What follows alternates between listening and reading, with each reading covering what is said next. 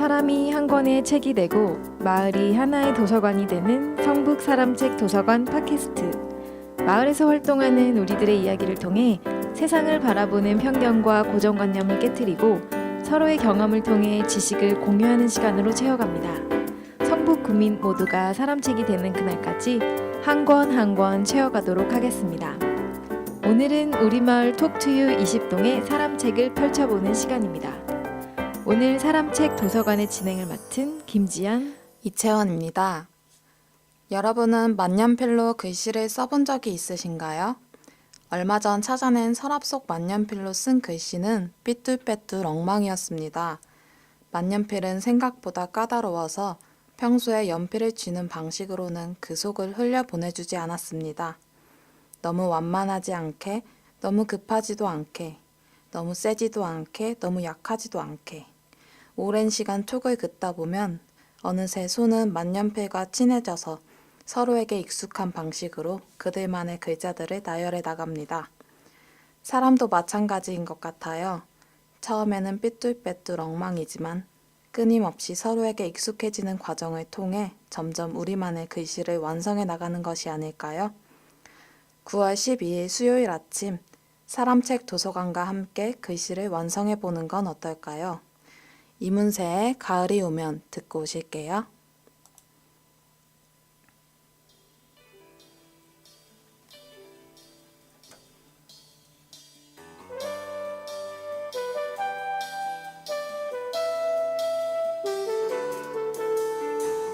가을이 오면 눈부신 아침 햇살에 비친 그대의 미소가 아름다워요.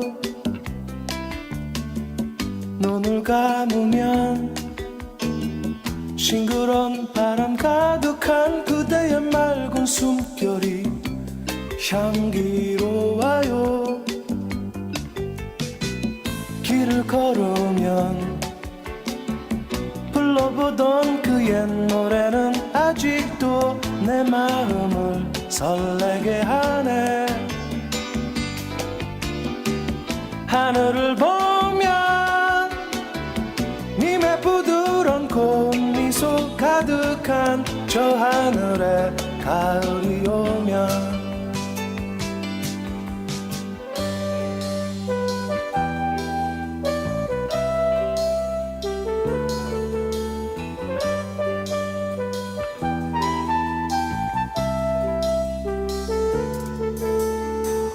가을이 오면 호숫가 물결 잔잔한 그대의 슬픈 미소가. 이문세의 가을이 오면 듣고 오셨습니다. 오늘은 마음속 지표를 찾아 떠나는 여행이란 책 제목으로 사람책 도서관의 249번째 사람책을 모시는 날입니다. 안녕하세요. 자기소개 부탁드립니다. 네, 안녕하세요. 저는 문화예술단체 문박세상이라는 곳을 운영하면서 문화예술과 관련된 다양한 콘텐츠를 기획하고 있는 서해하는 문화예술기획자 변희정이라고 합니다. 반갑습니다. 너무 재밌게 인사해 주셨는데 문박세상이라는 단체는 어떤 단체인지 한번 소개 부탁드릴게요. 저희는 문화예술로 마음의 문을 두드리다라는 슬로건을 내걸고 2012년에 설립해서 현재까지 운영을 하고 있고요. 문화예술 교육과 관련된 콘텐츠를 주로 기획하고 운영하고 있습니다. 사업 같은 경우는 비영리, 영리 사업들 이렇게 두 가지 다 운영을 하고 있는데 올해 같은 경우는 한 80% 정도가 비영리 사업에 집중되어 있습니다. 비영리 사업. 네. 저희가 알기로는 국내에서 처음으로 또 서예 문화예술 교육 프로그램을 만드는 회사라고 알고 있어요. 서예 전공하셨고 지금도 서예를 기반으로 하는 사업이 많다고 들었는데 서예가 사실 좀 생소하기도 한데 어떻게 시작하게 된 건지 여쭤볼게요. 시작은 중학교 2학년 때였고요. 가위가위보가 제 인생을 바꿨습니다. 네, 제가 중학교 2학년 때 그 특활활동 있잖아요. 네네. 네, 그 CA에서 가위가위보를 해서 네. 가고 싶은 부서인 미술부랑 그리고 문예창작부에 못 들어갔어요. 그래서 저희 담임 선생님이 운영하시는 서예부에 이렇게 거의 끌려가듯이 가위바위보에서 지셔가지고 네, 갈 데가 없어서 가위바위보는 언제나 공평하잖아요. 그쵸. 네, 그렇게 들어가서 서예를 시작하게 됐고 제가 원래 이렇게 미술이나 예술을 꼭 하고 살고 싶다라는 생각을 어려서부터 하고 있었는데 집안 여건상이나 또 이제 뭐 동생들도 있고 하다 보니까 부모님께서 미술을 시켜주지 않았어요. 그래서 되게 속상해하고 있었는데 담임 선생님께서 너는 미술을 좋아하니까 서예도 잘할 거야. 이러면서 되게 적극적으로 밀어주시고 추천해주셔서 그게 계기가 돼서 서예 대회도 나가고 그러면서 이제 점점 중고등학교 때부터 서예를 적극적으로 이제 하게 됐죠. 오, 그렇게 막 나가셔서 상도 받아오시고 그러셨던 거예요? 네, 제가 첫 대회 나가서 시대회에서 금상을 시대회. 네. 첫 대회에서 받다 보니까 네. 사실 저는 대회가 있는 줄도 몰랐는데 네. 이제 선생님이 엄청 욕심을 부리셔서 저를 자꾸 트레이닝해서 막 내보내시려고 많이 그랬었죠. 굉장히 재능이 많은 아이였나 봐요. 그때는 그랬었나 봐요. 그러면 그런 일들을 계기로 이제 서예를 공부하셨는데 그것 때문에 이제 성북구와의 인연이 시작된 건가요? 어떻게 보면 서예와 인연이 돼서 성북구와 인연이 된 것도 맞는 것 같기는 해요. 제가 대학은 서울에서 나오지 않았는데 아, 원광대 네. 서예과를 나왔거든요. 근데 일은 제가 어쨌든 현장에서 기획을 주로 하는 일을 했었는데 나중에 이제 서예를 기반으로 하는 다양한 콘텐츠를 만들고 싶다, 기획하고 싶다라는 생각을 갖고 있다가 그러면 석사까지는 좀 서예를 더 깊이 있게 공부해야 되지 않을까라는 고민을 하다가 성북동에 있는 그 동방대학원대학교라는 곳에 입학을 2009년에 하게 됐어요. 그때부터 성북구에 오신 네. 거네요. 네네네. 처음에는 통학을 하면서 지내다가 너무 힘들더라고요. 그죠? 통학은 네. 힘들죠.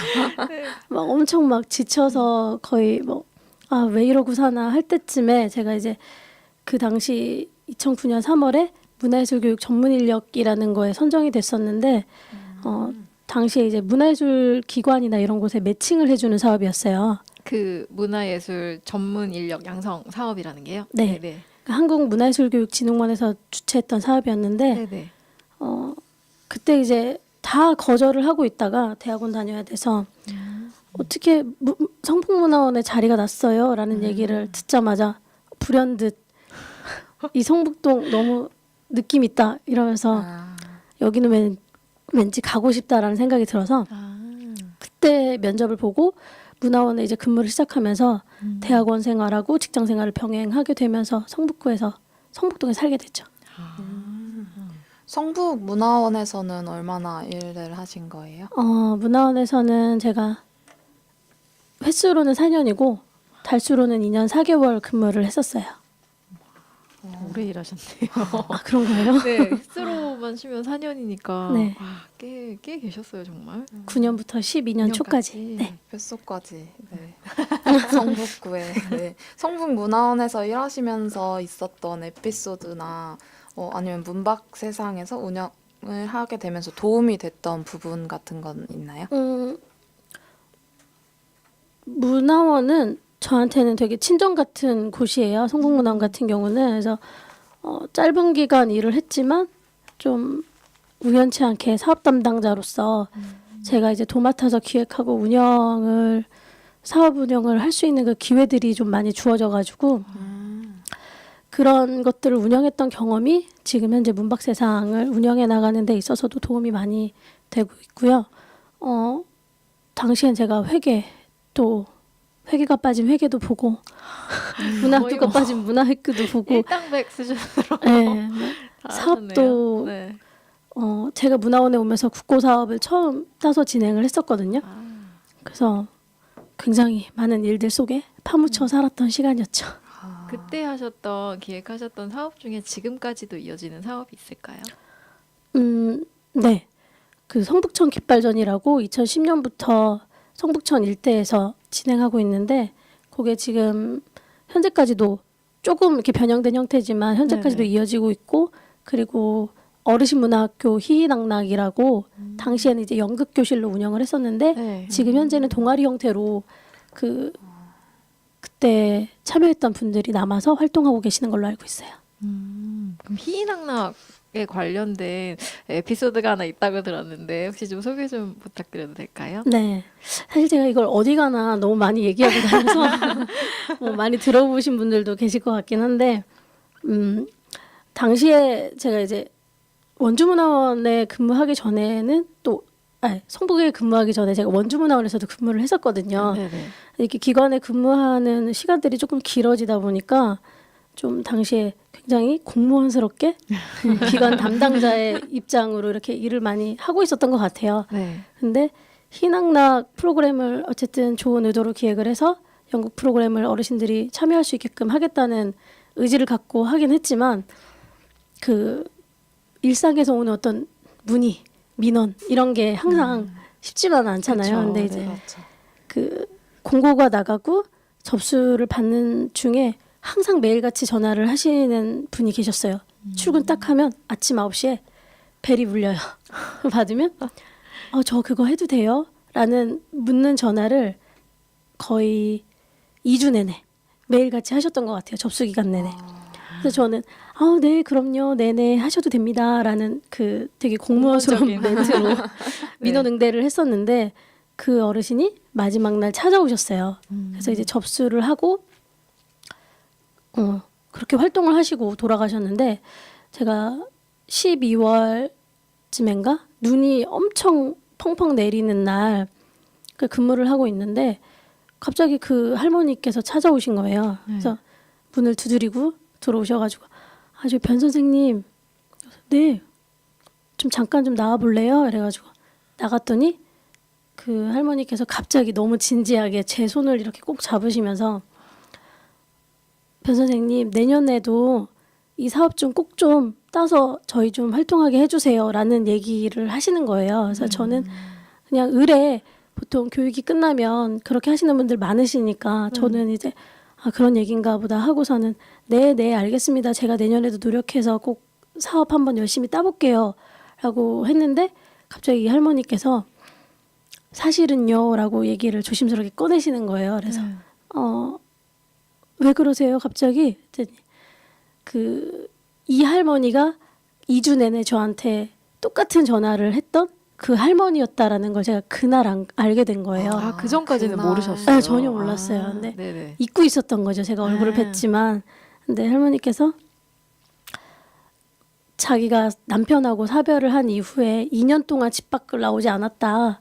근데 내 소녀적 꿈이 배우였는데 이렇게 지역방송 CNN에 자막이 나가는 걸 보고서 나 저거 한번 해보고 싶다.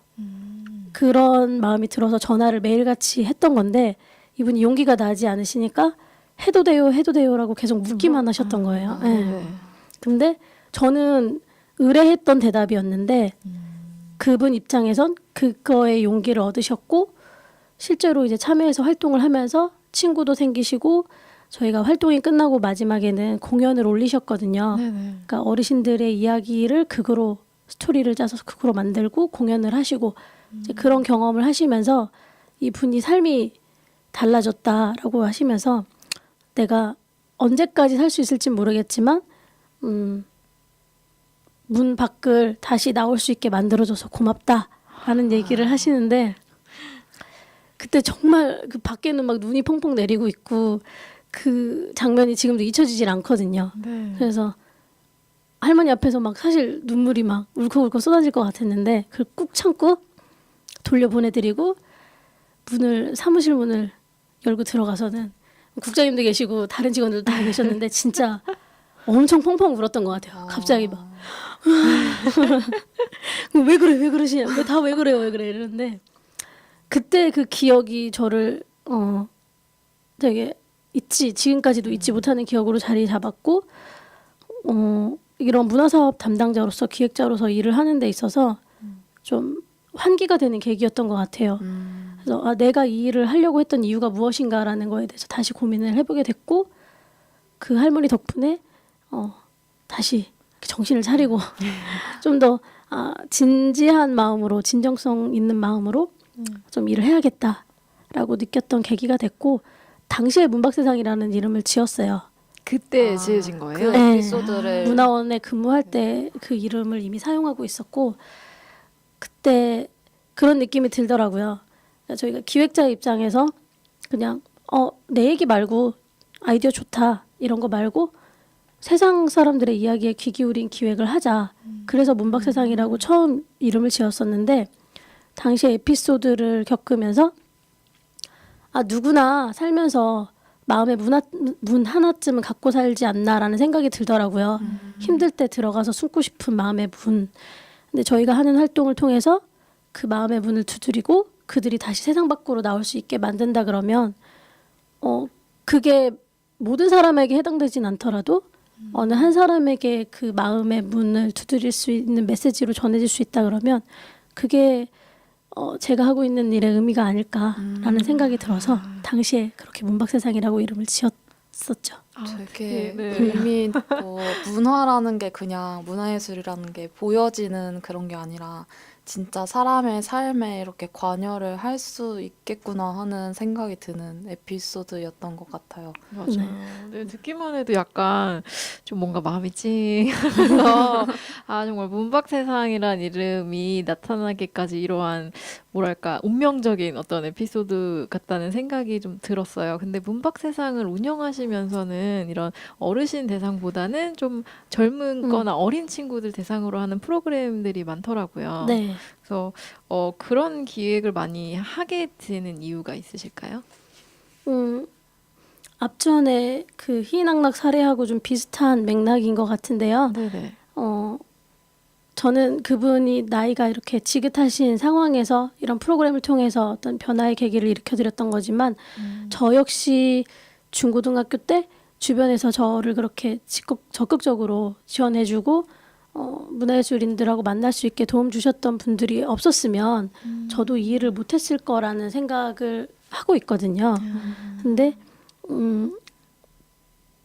굳이 꼭 소외계층 대상이라는 말은 사실 별로 쓰고 싶진 않은데 저희가 하고 있는 사업이 교육복지 대상 사업이 사실 많기는 해요. 근데 어떤 사람을 계층으로 나눠서 뭐 사업을 하려고 하는 건 아니지만 그것과 상관없이 어떤 사람들이든 누군가 이런 어떤 기회에 닿을 수 있다면 조금이라도 자기 삶을 변화시킬 수 있는데 영향을 줄 수 있는 일들이 있지 않을까. 그리고 그게 이왕이면 어렸을 때 겪으면 좋지 않을까라는 맞아요. 생각을 하게 돼서 제가 이제 아동 청소년 대상 이런 문화예술 교육 지원 사업들을 많이 하고 있게 되는 것 같아요.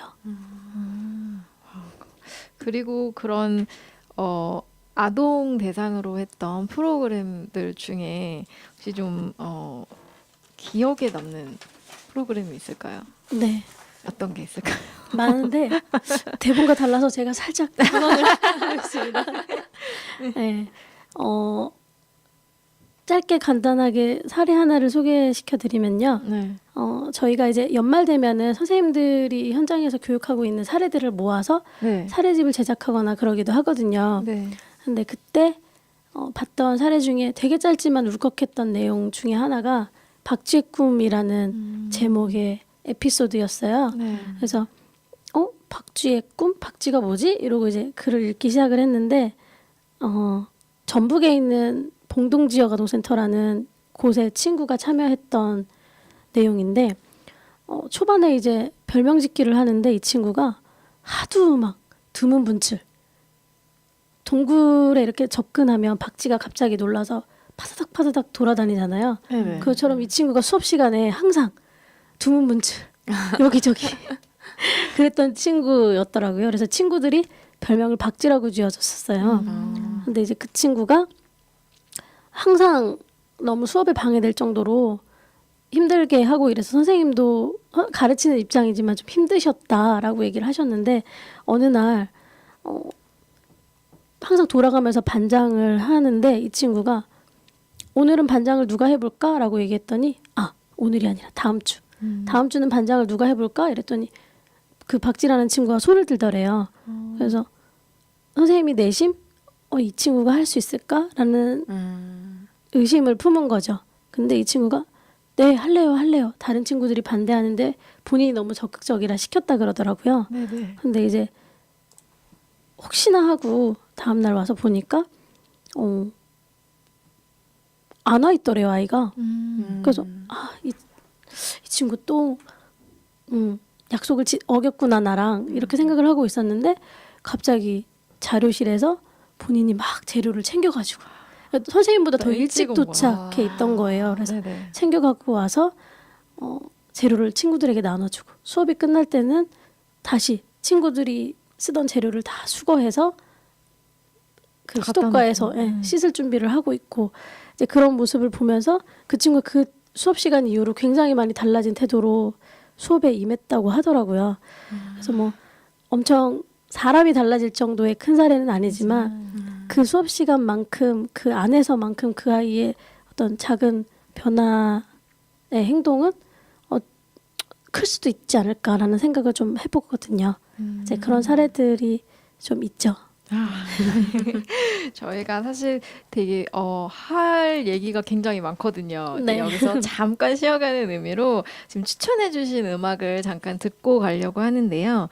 김민기의 봉우리라는 음악을 네. 추천해주셨어요. 혹시 어떻게 해서 이 노래를 추천하게 되셨나요? 저 이 노래를 들어본 거는 저도 얼마 안 됐어요. 작년에 제가 되게 힘든 일 있을 때 제주로 여행을 갔는데 그때 이제 제가 되게 존경하는 멘토 두 분 어른께서 추천해 주신 곡이었어요. 근데 이제 제가 오늘도 되게 고민을 많이 하다가 네. 어떤 곡을 추천할까 하다가 제가 이제 주변을 둘러보니까 최근에 제 주변 분들이 힘든 일을 많이 겪고 있는 분들이 많더라고요. 네.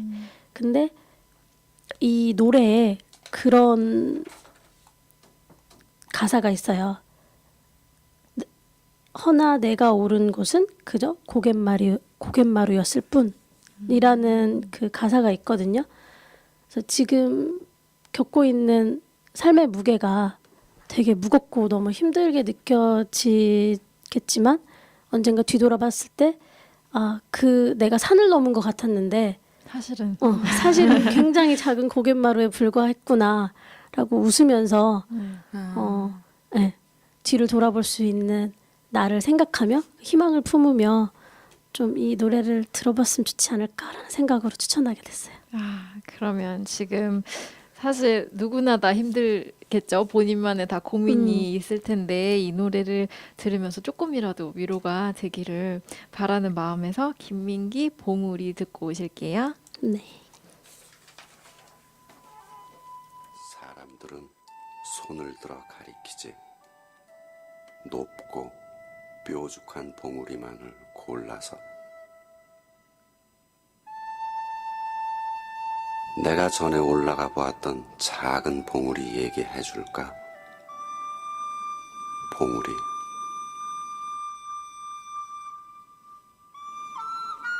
지금은 그냥 아주 작은 동산일 뿐이지만 그래도 그때 난 그보다 더 큰 다른 산이 있다고는 생각지를 않았어. 나한텐 그게 전부였거든.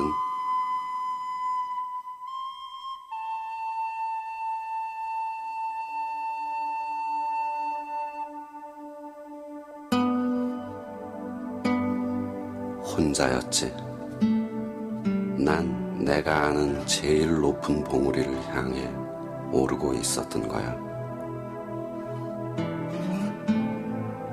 너무 높이 올라온 것일까? 너무 멀리 떠나온 것일까? 얼마 남진 않았는데 잊어버려. 일단 무조건 올라보는 거야. 봉우리에 올라서서 손을 흔드는 거야.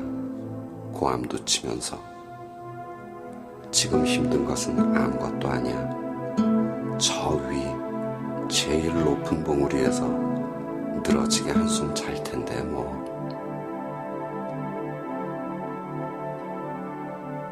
허나 내가 오른 곳은 그저 고갯마루였을 뿐. 길은 다시 다른 봉우리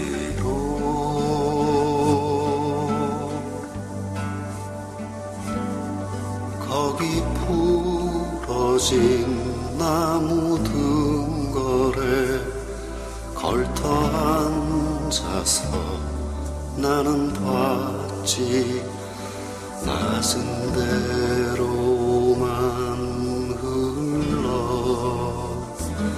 고이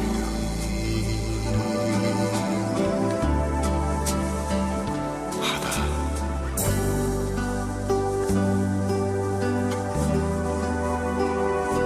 작은 배들이 연기 뿜으며 가고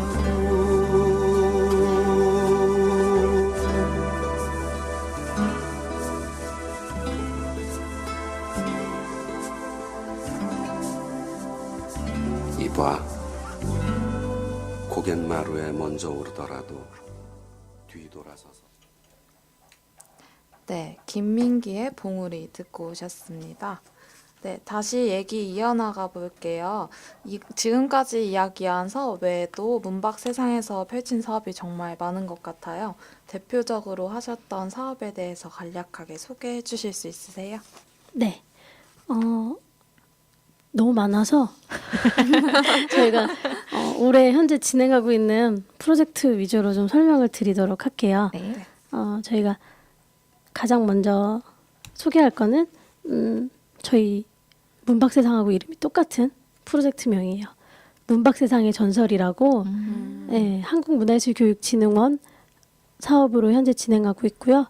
서울, 경기, 인천 권역에서 지역아동센터 21개 네, 권역에서 지금 현재 프로그램을 운영하고 있고 역사와 예술이 결합된 형태의 프로그램이고요. 저희가 수업이 시작하는 동시에 역사 속으로의 시간 여행이 시작되고 그리고 그 안에서 만들어낸 다양한 활동으로 다시 우리들만의 새로운 전설을 써나간다라는 의미의 프로그램이고 역사서의 역사미술, 만화 애니메이션 이렇게 3개 장르로 현재 구성이 돼서 총 13명의 강사분이 참여하는 그런 교육활동을 지금 올해 말까지 또 진행하고 있고요. 또 하나는 GKL 사회공헌재단 후원으로 진행하고 있는 사업인데요. 청소년들 대상으로 하는 그 청소년 전통문화 탐방 선비트립이라는 이름의 이제 탐방 프로그램을 운영하고 있는데 이거 같은 경우는 단순히 지방을 답사하고 가서 보는 것에서 그치는 것이 아니라 저희가 갖고 있는 강점이 어쨌든 예술교육 콘텐츠다 보니까 이제 탐방과 같이 뭐 문이나 그리기나 선비 역할극 체험 그리고 과거 시험 체험 이런 것들을 같이 하는 프로그램이고요. 과거 시험이요? 네. 뭐 예를 들면은 이제 과거 시험에 대한 어떤 좀 정보를 네. 좀 편안하게 쉽게 소개도 해주고 아이들에게 이제 갓쓰고 쾌자를 쓰고 네. 갓쓰고 쾌자를 입힌 상태에서 네. 명제를 주는 거죠. 네. 명제를 주면 아이들이 이제 과거 시험을 그쵸. 아. 너의 이름으로 시를 짓거라 이러면서 네, 그래서 자기 이름으로 삼행시를 짓는 그런 걸 해서 이제 족자의 작품을 써서 완성하는 네, 뭐 그런 활동까지 포함되어 있는 게 이제 선비트립이라는 거고 현재 3차 탐방 서천으로 저희가 계획하고 있는데 9월 말에 진행되거든요. 그래서 그거 지금 모집 중에 있고 또 4차는 11월에 전주로 예정이 되어 있고요. 그리고 성북구에서 하고 있는 거는 저희가 삼성꿈 장학재단 후원으로 진행하고 있는 사업인데 장의석관동에 있는 청소년들하고 그 청소년 문화학교 청놀이패라는 그 사업을 지금 현재 2년째 운영을 하고 있어요. 그래서 아이들이 단순히 교육을 받는 프로그램이 아니라 자기네들이 원하는 활동들, 뭐 예를 들면 파티, 뭐 캠프, 문화와 관련된 봉사활동, 그리고 지역 내에서 축제 이런 거를 기획해서 실행하는 과정까지 아이들이 주도적으로 이렇게 진행하는 사업을 현재 또 운영하고 있고요. 그리고 한국메세나협회와 하나예술 더하기 그리고 KTNG 복지재단 등과 같이 이제 메세나 사업도 현재 운영을 하고 있습니다. 메세나 사업은 어떤 건가요? 이거는 그 사업마다 다른데 하나예술 더하기 같은 경우는 저희가 그 캘리그라피로 디자인하는 나의 미래라는 컨셉으로 이제 서예 그리고 캘리그라피 이제 미술이 결합된 융복합 프로그램으로 지금 현재 판교에 있는 하탑중학교라는 곳에서 네. 이제 교육을 진행하고 있는데 되게 특이한 게 이제 매 시간 하나그룹 임직원분들이 오셔서 봉사활동으로 아이들 활동에도 같이 참여를 하시고 네. 우와. 그리고 이제 강사 선생님 두 분이 현재 수업을 이끌고 있어요. 네.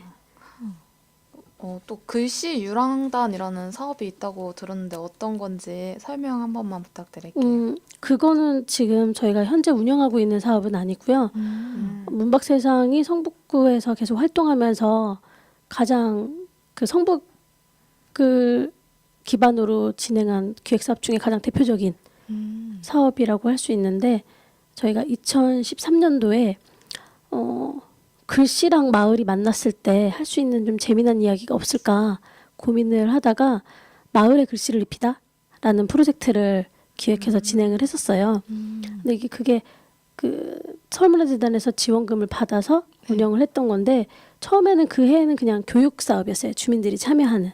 그랬는데 이분들이 마지막에 이제 뭐 같이 전시도 하시고 또 북정마을에 깃대를 꽂아라라는 프로젝트로 이제 북정마을에 있는 뭐 경로당, 뭐 시무장 가는 길 이런 표지석들을 써서 주민들이 네. 직접 써서요. 네, 네, 그 참여하신 분들이 써서 붙였어요. 현재까지도 있는 걸로 알고 있고 북정마을에. 네.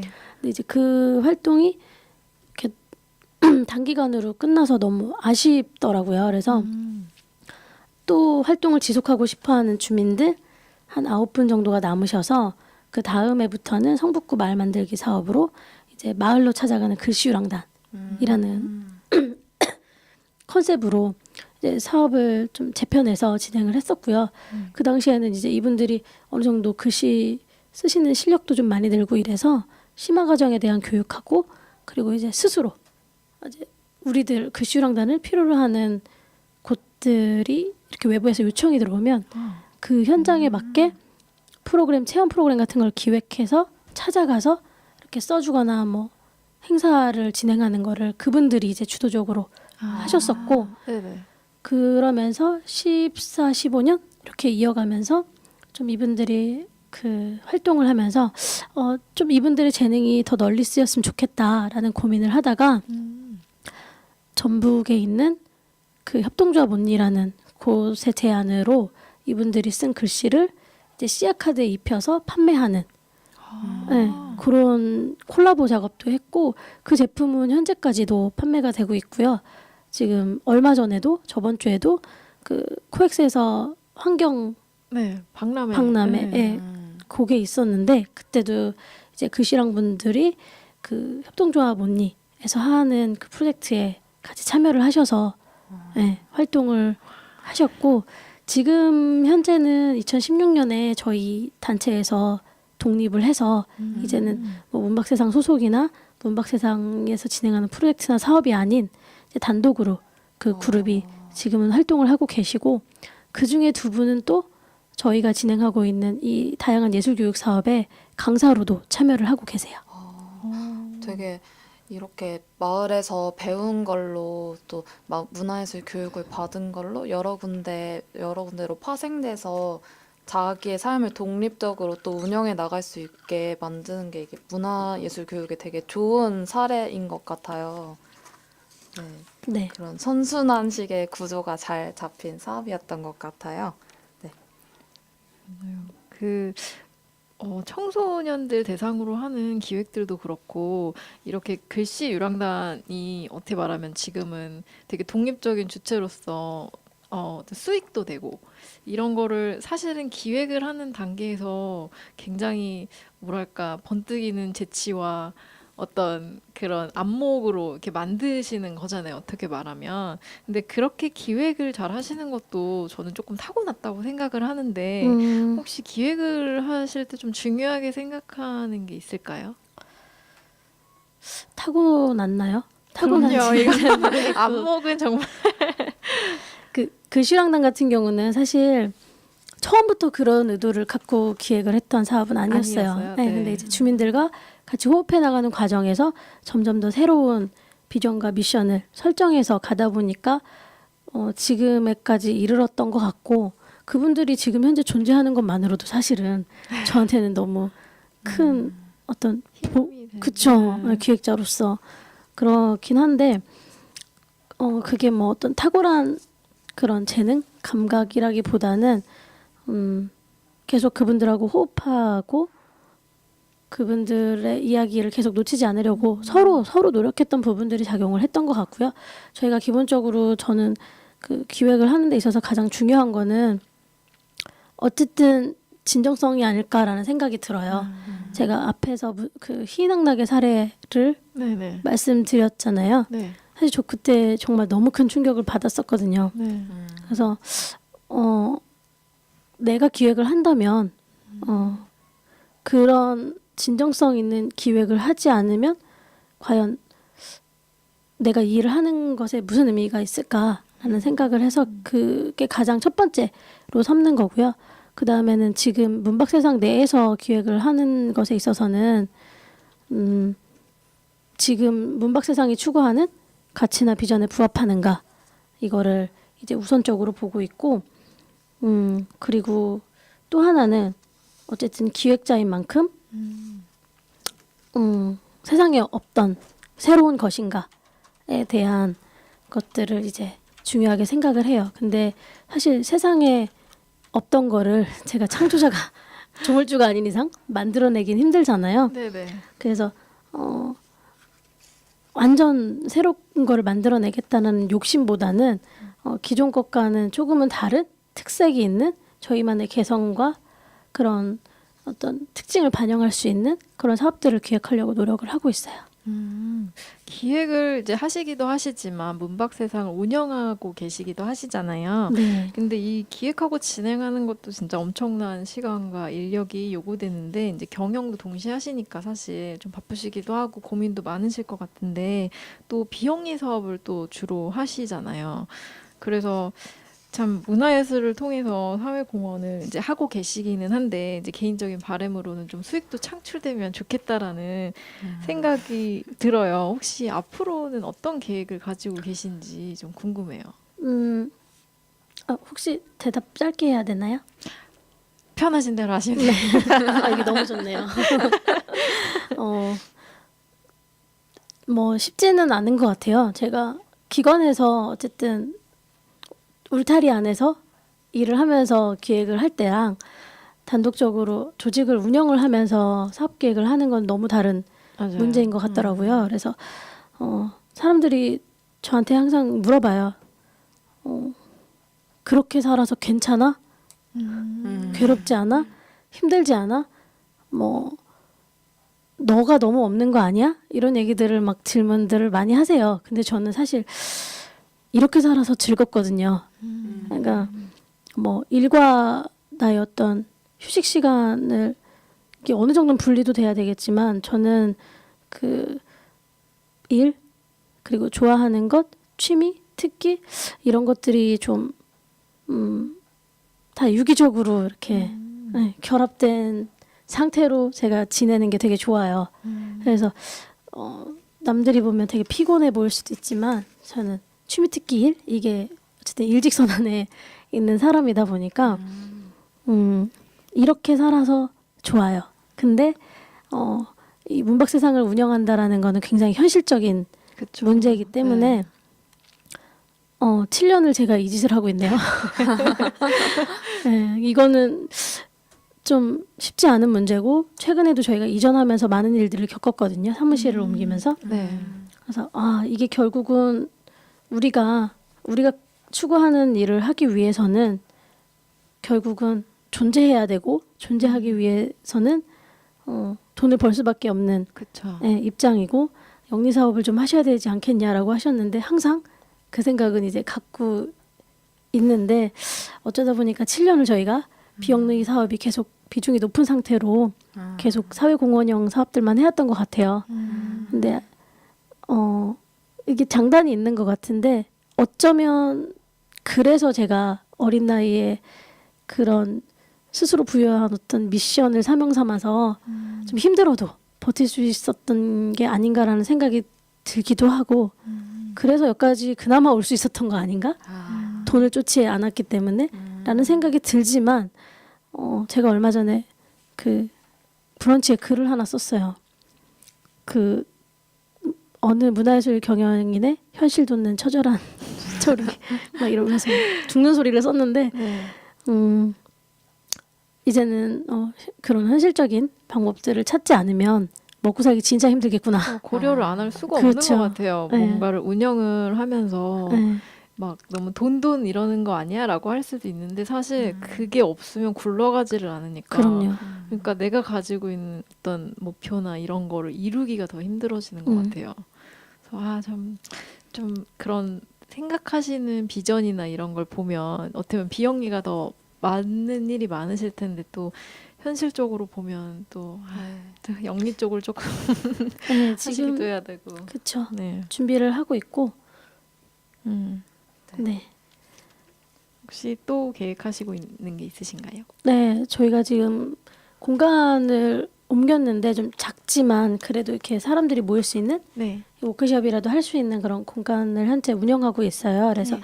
공간을 중심으로 하는 사업들을 지금 가장 이제 빠르게 진행하고 그러니까 앞서 진행해야 될 리스트로 지금 두고 있는 건데 네. 그 중에 하나가 이제 저희 공간이 되게 카페 같은 분위기로 좀 꾸며봤어요. 그래서 예술적 브런치라는 컨셉으로 이제 문화예술 쪽에 어떤 진로를 생각하는 친구들이나 혹은 종사자들, 경영을 하고 싶어하는 분들을 대상으로 하는 어떤 문화예술 전문 컨설팅 컨텐츠를 좀 선보이려고 현재 계획하고 있고 준비하고 있고 근데 그게 사실 계획은 하고 있는데 그게 과연 수익 사업으로 이어질지는 고민이고요. 왜냐면 이제 문화예술과 관련된 분들이 중에는 이 지적자산이 정말 중요하다.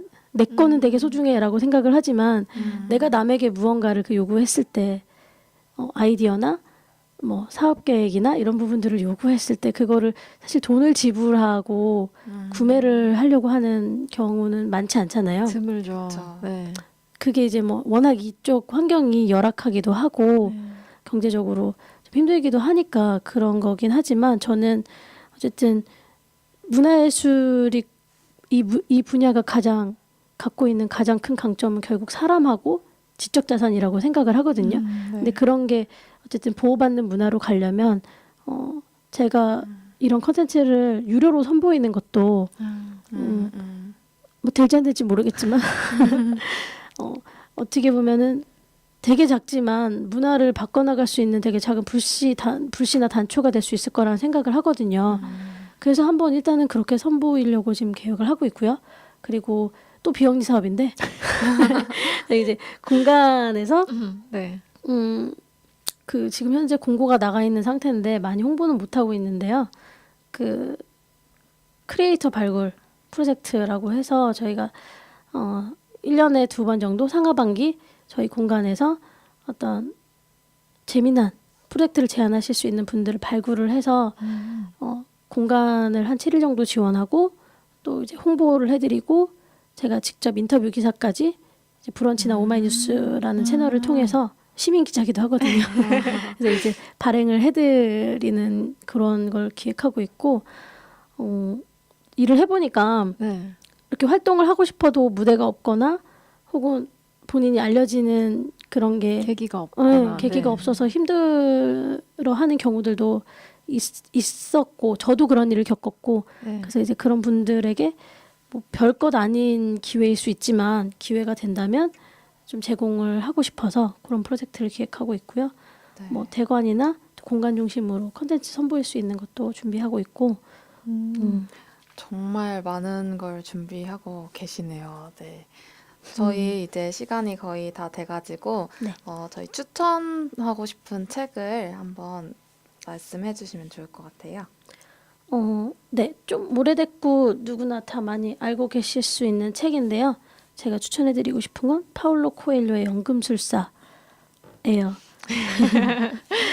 네. 이 책을 추천해드리는 이유는 제가 생각하는 제 인생의 어떤 방향성을 저는 마음속 지표를 찾아 떠나는 여행이라고 설정을 하고 살고 있거든요.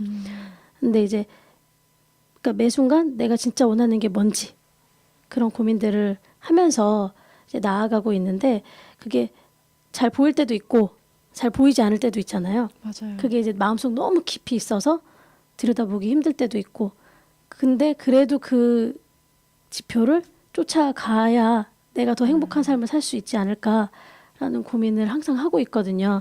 근데 이제 살다 보면 그 방향을 잃어버릴 때도 있고 그렇잖아요. 그래서 이 책은 좀 삶의 방향을 잃었을 때 혹은 꿈을 꾸고 있는데 좀 용기가 잘 나지 않았을 때 어떻게 하면은 자기를 들여다보고 방향을 잘 잡아 나아갈 수 있을까에 대한 고민을 해볼 수 있는 그런 좀 책인 것 같아서 추천을 좀 해드리려고 합니다. 저도 이거 아주 오래전에 읽은 것 같은데 네. 다시 한번 읽어봐야 될 것 같아요. 저희 그러면 추천해주고 싶은 사람 책은 어느 분이 있으실지 여쭤봐도 될까요? 네. 제가 원래 여기 리스트를 뽑아왔었는데요. 네네. 절대 본인 추천하지 말라는 분이 계셔가지고. 정말요? 그래서 찍찍 긋고 계시네. 네네. 네. 그래서, 몇 명을 추천해야 되나요? 상관없어요. 원하시는 네. 대로. 그래요? 네. 그러면 일단 제가 이제 성북에서 활동하면서 좀 제가 이렇게 힘들거나 그럴 때 좀 도움을 주시고 그러니까 이제 정서적으로 이렇게 좀 마음을 편안하게 좀 해주시려고 노력해 주시는 분이 계세요. 그 사회적 기업을 운영하고 계시는 그 놀이나무의 이원영 대표님. 네. 박물관 미술관 콘텐츠를 제작하고 계시거든요. 네. 그래서 고 대표님 일단 추천을 해보고요. 그리고 장애인 배움터 너른마당이라는 곳을 운영하고 있는 배미영 대표님을 추천하고요. 또 두 분이 또 시간이 안 맞으실 수도 있잖아요. 그래서 한 분만 더 추천을 하면 네. 저랑 오랜 인연을 맺어온 글씨유랑단의 이영주 선생님. 글씨요. 네. 지금도 문학세상에서 일하고 계시나요? 약간 예, 강사로 네, 출근해서. 강사로 아. 활동하고 계세요. 네, 세 분이나. 추천해주시는 너무 많이 추천해주는데 네, 감사드리고요. 다음 주나 뭐 다음에 꼭 이 스튜디오에서 볼 수 있었으면 좋겠어요. 네. 그리고 오늘 나오신 소감 한 번만 듣고 갈게요. 재밌었고요. 저를 좀 되돌아볼 수 있는 시간이었던 것 같아요. 사전 인터뷰를 포함을 해서 좀 제 삶을 좀 이렇게 되짚어봤던 것 같고 최근에 저도 한 몇 개월 굉장히 힘든 일들, 파란만장한 일들을 많이 겪고 있었거든요. 근데 이제 삶의 방향성을 좀 잃었다라는 생각을 좀 하고 있었던 때도 있었는데 오늘을 계기로 좀 깜깜한 밤 뒤로 꼭꼭 숨어버렸던 제 마음속 지표를 다시 밝히면서 희망을 품으며 다시 또 제 삶을 꿋꿋하게 잘 살아나갈 수 있지 않을까라는 응원합니다. 생각을 해봤습니다. 한마디 한마디가 감사합니다. 명언이시네요. 네, 수고하셨습니다. 짧지 않은 시간 동안 많은 이야기 들려주신 변희정님께 다시 한번 감사의 말씀 네, 전해드립니다. 감사합니다. 감사합니다. 이렇게 한 권의 사람책이 사람책 도서관에 꽂혀지게 되었고 여기 담긴 소중한 이야기는 사람책 도서관 팟캐스트를 통해 언제든 다시 읽어보실 수 있습니다. 더불어 사람책과의 만남은 여러분의 요청에 따라 성북구립도서관에서 만남의 자리를 마련하도록 하겠습니다. 듣고 계신 여러분들을 이 자리에 모시는 그날까지 성북 사람책 도서관이 나아가겠습니다. 감사합니다. 이 팟캐스트는 성북구청, 성북문화재단 도서관본부, 성북마을미디어지원센터와 함께합니다. 끝난 건가요?